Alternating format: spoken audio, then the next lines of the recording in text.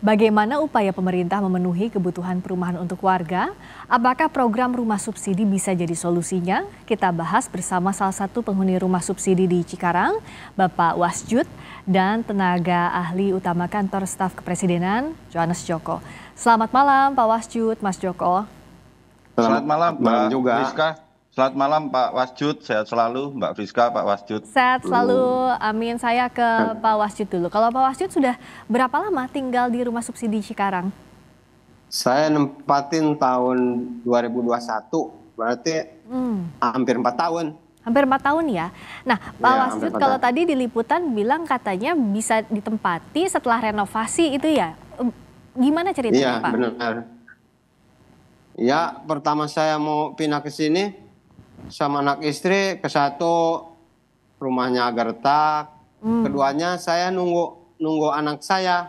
Anak saya kan sekolah SD di Iya. sono. Kalau pindah ke sini membutuhkan biaya perpindahan segala. Oh. Nah, akhirnya anak saya keluar SD langsung mondok Ya. di Kuningan. Oke. Nah, setelah itu baru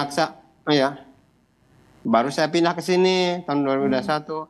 Istri saya, anak saya yang kedua TK di kampung. ya, oke. Istri saya ke kampung, saya ke sini sendirian Nah, sambil Pak Wasjud, ngerenov rumah gitu. oh iya, Bapak ngerenov rumah. Nah, Bapak waktu itu dapat harga rumahnya Iya. berapa, Pak? Dan kalau renov berapa habis biayanya? Ya, saya renov tuh hampir habis sekitar 50 lah. Oke, 50 juta itu untuk Habis. renovasi begitu ya. Kalau Bapak awal beli rumahnya Iya. berapa, Pak? Awal beli rumahnya saya cicilan Oh, Berapa itu, Pak? 900 cicilannya 999.200. itu cicilannya. Kalau harga rumahnya Iya. berapa, Bapak? Harga rumahnya kurang tahu kita. Oh, Berapa-berapanya. itu selama berapa tahun? Sekitar 900-an ribu itu. 15 tahun. Oh, oke, itu untuk 15 tahun ya.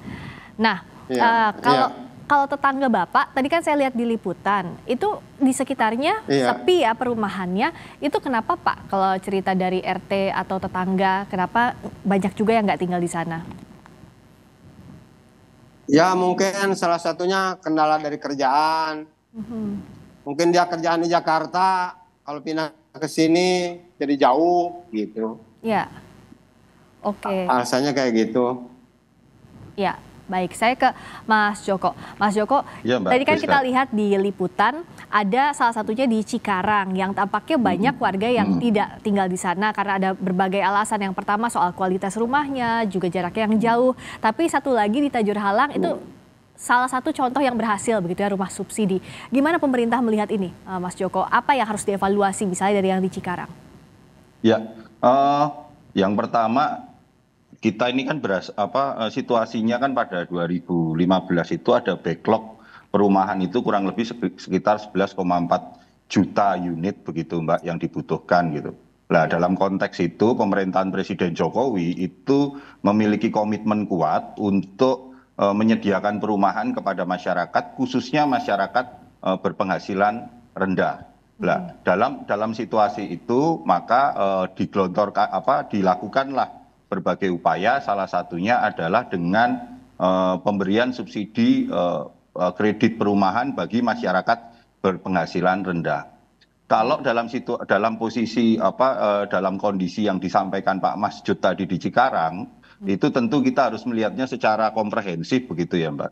Karena sejak dalam catatan kami sejak 2010 sampai Mei 2024, pemerintah itu sudah menggelontorkan dana fasilitas likuiditas pembiayaan perumahan itu sebesar 136,2 triliun itu untuk 1,47 juta unit rumah bagi masyarakat berpenghasilan rendah.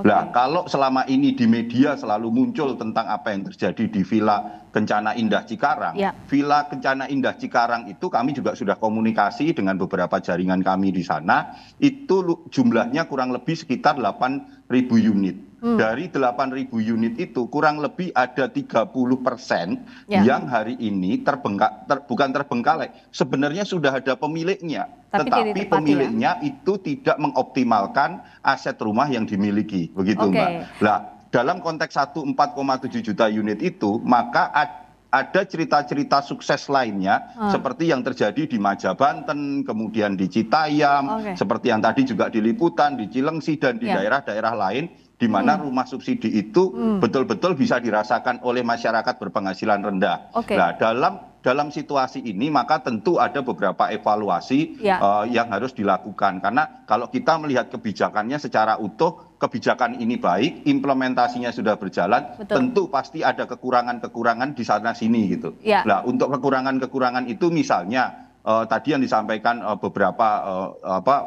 dari Pak Masjud juga, keluhan warga bahwa rumah subsidi ini berada pada lokasi yang jauh, susah untuk diakses begitu.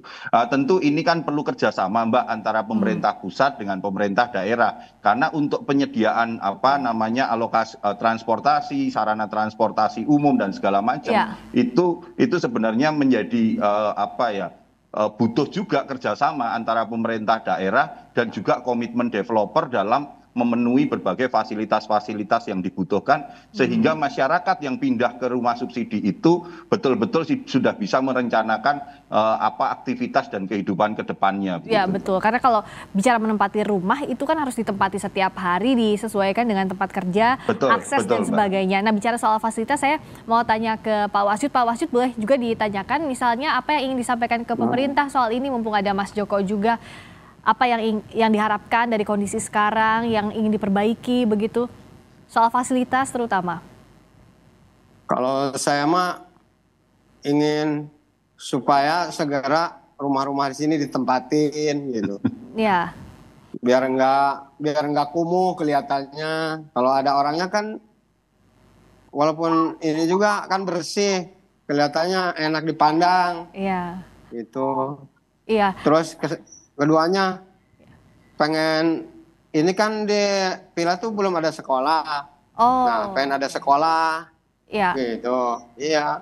Iya, kalau listrik, air, keamanan itu gimana Pak Wasyud di sana kondisinya? Kalau listrik, air, keamanan alhamdulillah aman. Oke. Air bisa dipakai ya? Bagus kualitasnya. Air kan saya mah itu pakai jet pump. Nah, itu alhamdulillah air. Bisa masak dari situ. Jadi fasilitas ada, tapi sekitarnya kan banyak yang tidak dihuni. Mas Joko, kalau tadi saya hitung secara kasar apa yang disampaikan Pak Wasyud, 990 ribuan per bulan dikali 12 kali 15 tahun, artinya satu rumah itu 178 juta rupiah lebih. Nah, kan kalau tidak ditempati mubazir, dan kan ini sasarannya adalah agar mengurangi backlog. Sayang sekali bisa mubazir kalau tidak ditempati. Nah, gimana untuk mengejar ini? Tadi juga harapannya Pak Wasyud, ya kalau ada yang punya rumah di sana, memang sudah ada yang beli, ditempati, sehingga juga lebih hidup lingkungannya. Bagaimana untuk memperbaiki tadi kekurangan dari akses dan sebagainya? Ya, tentu ini menjadi apa ya Mbak ya, menjadi catatan bagi kami di pemerintah pusat untuk segera mengkomunikasikan kepada pemerintah daerah maupun juga kepada developer untuk segera melakukan berbagai upaya agar masyarakat itu bisa mengoptimalkan rumah yang sudah dibeli. Sekali lagi Mbak, kalau tadi disebut terbengkalai, itu rumah ini bukannya mangkrak, tidak, tetapi sudah ada pemiliknya. Tetapi karena pemiliknya merasa aksesnya itu jauh, kalau aksesnya jauh dari tempat, misalnya mereka orang bekerja di Jakarta, akses ke rumah itu cukup jauh, tetapi ketika kami tadi melakukan pengecekan, sebenarnya kalau yang dalam konteks Villa Kencana ini sampai ke stasiun Cikarang itu nggak nyampe 20 menit sebenarnya begitu. Tetapi ini yang harus menjadi catatan kami di pemerintah juga untuk bisa betul-betul nantinya memperkuat regulasi terkait lebih ketat begitu Mbak, untuk menentukan bahwa rumah subsidi rumah subsidi ini betul-betul orang yang memang membutuhkan begitu, untuk menghindari masyarakat yang sebenarnya mereka tidak terlalu membutuhkan, tetapi karena dilihat ini murah, kalau Pak Masjud tadi itu hampir 1 juta per bulan karena tenornya 15 tahun, tetapi yang tenor 20 tahun itu bayarnya cuma 800.000, Mbak. Lebih kecil lagi.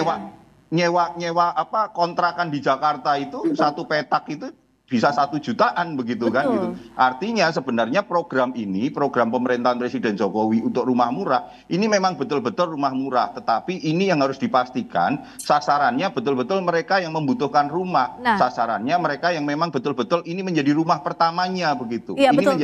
menjadi PR kita bersama gitu, Mbak. Ya, itu setuju dengan Mas Joko, karena kan jangan sampai ini tidak tepat sasaran begitu ya. Siapa yang tidak butuh, tidak terlalu butuh, mereka membeli karena harga yang murah, karena tujuannya harusnya bukan investasi hanya begitu spekulasi, ya. Investasi dan spekulasi. Kasihan masyarakat yang memang betul-betul membutuhkan, tetapi karena informasinya tidak sampai ke masyarakat secara masif ke bawah, akhirnya mereka yang sebenarnya berharap pengen punya rumah walaupun jauh itu akhirnya mereka nggak tahu, kalah cepet gitu loh, Mbak. Oh ya, oke. Termasuk Mas Joko, pertama soal yang tadi tidak tepat sasaran yang dikhawatirkan. Yang kedua adalah fasilitasnya. Tadi kan Pak Wasju juga cerita harus direnov dulu sebelum ditempati. Nah, soal ini kepada siapa ya komandonya sudah dilakukan proses evaluasi ini sampai sekarang ini sudah berdiri dan juga sudah bisa ditempati sebenarnya, Mas Joko? Ya, tentu kan kalau yang namanya prosesnya itu kan developer ya, Mbak, yang berkaitan kualitas dan segala macam. Lah pemerintah itu sebenarnya masuk ketika masyarakat sudah deal dengan developer, kemudian pemerintah masuk memberikan subsidi kepada bunganya begitu, Mbak. Bunganya kan fix 5% sehingga dapat kreditnya lebih murah begitu. Lah tetapi kalau tadi beberapa yang kita komunikasikan dari rekan-rekan asosiasi perumahan itu, mereka menyampaikan lah beberapa memang di luar anggota asosiasi mereka sehingga tidak bisa melakukan kontrol. Tetapi tentu pemerintah memiliki kewajiban untuk bisa melakukan kontrol agar kualitas rumah yang diberikan itu tentu ada standarnya. Posisinya begini, Mbak, rumah murah bersubsidi bagi masyarakat berpenghasilan rendah itu berada pada dua situasi yang harus di satu sisi ada kebutuhan, di sisi lain pemerintah menetapkan harganya, tetapi pada aspek yang lain mendapatkan tanah dengan harga murah ini kan agak susah pada situasi saat ini. Susah banget, Mas, bahkan ya, apalagi untuk misalnya daerah-daerah satelit di sekitar ibu kota. Nah, tapi agar ini tepat sasaran, ini kan yang diharapkan. Kalau misalnya tidak tepat sasaran, akhirnya backlognya juga tidak tertutupi begitu, Mas Joko. Nah, bagaimana sebenarnya, adakah proses pengecekan baik itu sebelum membeli rumah subsidi, termasuk juga melihat track record siapa pembelinya, agar yang memang ini tepat sasaran, yang butuhlah yang akan mendapatkan rumah ini, Mas Joko?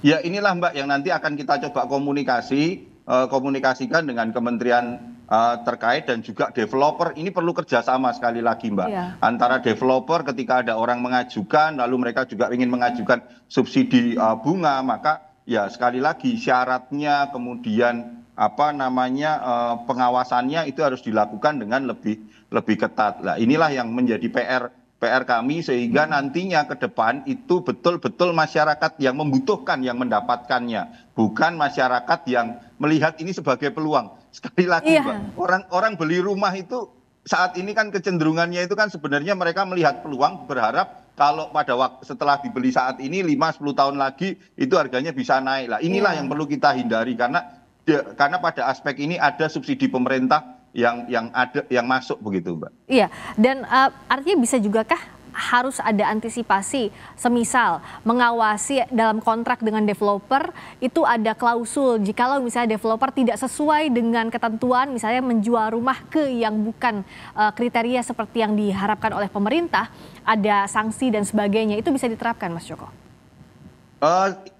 Teknisnya mungkin bisa ya, Mbak, tetapi saya harus melakukan ngecek dulu, Mbak, regulasinya seperti apa begitu, Mbak. Tetapi apa yang Mbak Friska sampaikan itu menjadi masukan yang bagus dan luar biasa untuk kedepannya agar program subsidi KPR untuk masyarakat berpenghasilan rendah ini bisa dilanjutkan ke depannya, Mbak. Ya, kalau saya ke Pak Wasjud sebenarnya selain tadi diharapkan tetangga itu betul-betul ada di sekitar rumah ya Pak Wasjud ya.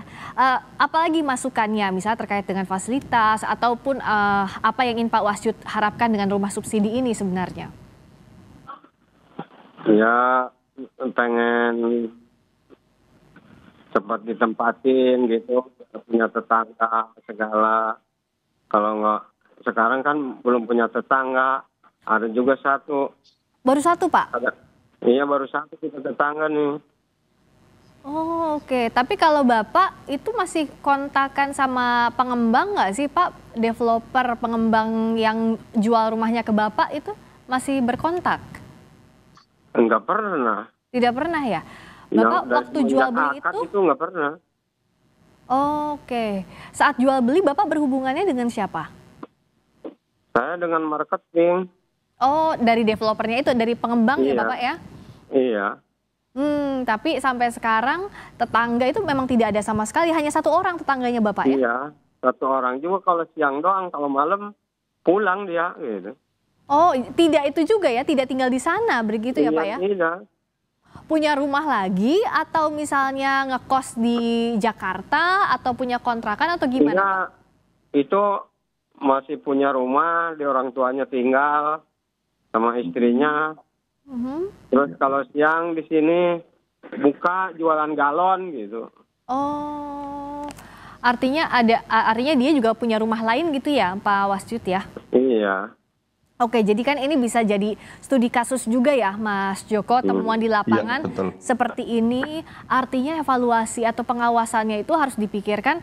Kalau tidak sesuai dengan harapan, apa mitigasinya begitu ya, Mas Joko? Iya, iya itu yang harus menjadi catatan kami, Mbak, untuk segera kita perbaiki. Tetapi sekali lagi, Mbak, kasus dalam Villa Kencana ini sebenarnya hanya kasus sebagian kecil gitu, Mbak, dari sebagian besar keberhasilan program yang dilakukan pemerintahan Presiden Jokowi untuk memberikan subsidi KPR bagi masyarakat berpenghasilan rendah. Jangan lupa loh ya, Mbak, Villa Kencana ini tadi yang saya sampaikan itu hanya 8.000 sampai 9.000, itu pun hanya 30% yang tidak ditempati. Tetapi program yang sudah dilakukan Pak Presiden Jokowi ini dalam catatan kami itu sudah 1,47 juta unit rumah, Mbak. Jadi besar sekali sebenarnya dibandingkan dengan apa yang mungkin terpotret saja di Villa Kencana. Tetapi saya terima kasih kepada Kompas yang tadi memberikan perimbangan pemberitaan yang proporsional, memperlihatkan apa yang terjadi di Cikarang dan juga memperlihatkan apa yang terjadi di Citayam begitu. Betul. Kami kan tadi memperlihatkan juga apa yang ada di Citayam, di Tajur Halang Bogor, bahwa itu potret berhasilnya, itu yang diapresiasi. Tapi di sisi lain kan jangan sampai ada yang mubazir gitu ya, Mas Joko ya. Karena sayang sekali. Sudah ada rumahnya, ini untuk kebijakan yang memudahkan masyarakat, tapi kalau tidak digunakan, ini akan tidak termanfaatkan, jadi mubazir, itu yang kita tidak inginkan, begitu ya, Mas Joko. Terakhir, apa yang bisa dilakukan? Dan rumah bisa cepat rusak karena tidak digunakan gitu. Jangankan rumah tidak ditinggali sebulan 2 bulan, setahun itu sudah banyak sekali kerusakannya. Akhirnya orang juga melihatnya susah untuk memperbaikinya gitu, Mbak. Nah, tetapi sekali lagi, Mbak, mungkin terakhir yang bisa kami sampaikan bahwa apa yang dilakukan oleh pemerintahan Presiden Jokowi untuk memberikan KPR bersubsidi bagi masyarakat berpenghasilan rendah itu adalah bentuk komitmen pemerintahan ini, komitmen keberpihakan, dan tentu dalam komitmen keberpihakan ini perlu dalam implementasi dan pelaksanaannya perlu pengawasan. Kalaupun masih ada celah-celah dan kekurangan, tentu masukan-masukan dan butuh masukan kritik untuk perbaikan-perbaikan ke depannya, Mbak. Dititip untuk pengawasannya dan juga tadi evaluasinya, Mas Joko. Terima kasih atas waktunya. Siap, Mbak Friska. Terima kasih, Mbak Friska. Terima kasih, Pak Masjud. Terima kasih, Pak Wasyut. Terima kasih, Mas Joko. Selamat malam.